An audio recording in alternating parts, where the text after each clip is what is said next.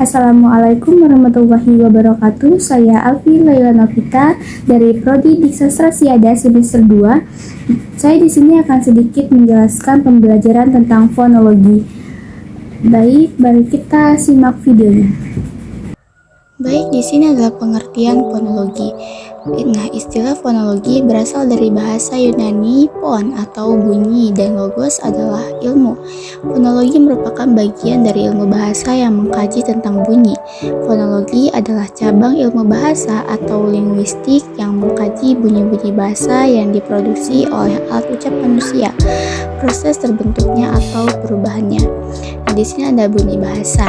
Bunyi bahasa adalah bunyi yang dihasilkan oleh alat ucap manusia atau bunyi yang diartikulasikan kemudian membentuk gelombang bunyi sehingga dapat diterima oleh telinga manusia. Bunyi bahasa terbagi dua, secara fonetis atau fon atau bunyi ujar dan fonemis, fonem. Di mana bunyi bahasa secara fonetis bersifat ujar atau paralel, lalu bunyi bahasa secara fonemis bersifat sistem pemikiran atau language.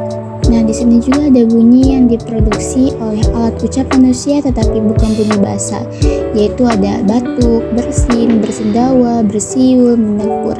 Dan bentuk bunyi bahasa itu ada dua, ada fon dan fonem. Selanjutnya pengertian dari fon dan fonem. Fon, bunyi bahasa atau bunyi ujaran menyangkut bunyi yang dikeluarkan oleh alat bicara tanpa melihat fungsinya sebagai pembeda arti. Sedangkan fonem, bunyi bahasa yang berfungsi membedakan arti kata. Selanjutnya, bidang kajian fonologi, itu terbagi menjadi dua, yaitu fonetik dan fonemik. Fonetik, kajian tentang bunyi bahasa, bentukannya, frekuensinya sebagai getaran udara, dan cara penerimaannya oleh telinga. Selanjutnya, fonemik, kajian tentang bunyi bahasa dengan memperhatikan statusnya sebagai pembeda makna. Selanjutnya, fonetik terbagi menjadi tiga, yaitu fonetik akustis, fonetik artikularis, dan yang terakhir fonetik auditoris. Fonetik akustis, fonetik yang mempelajari bunyi bahasa berupa getaran udara dan mengkaji tentang frekuensi getaran bunyi, amplitudo, intensitas, dan timbrenya yang berkaitan dengan bidang ilmu fisika. Selanjutnya, fonetik auditoris, fonetik yang mempelajari bagaimana mekanisme telinga menerima bunyi sebagai hasil dari udara yang bergetar, berkaitan dengan bidang ilmu neurologi atau kedokteran.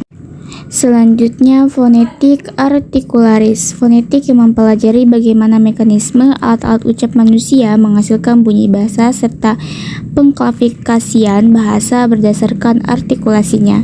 Ini berkaitan dengan bidang ilmu linguistik.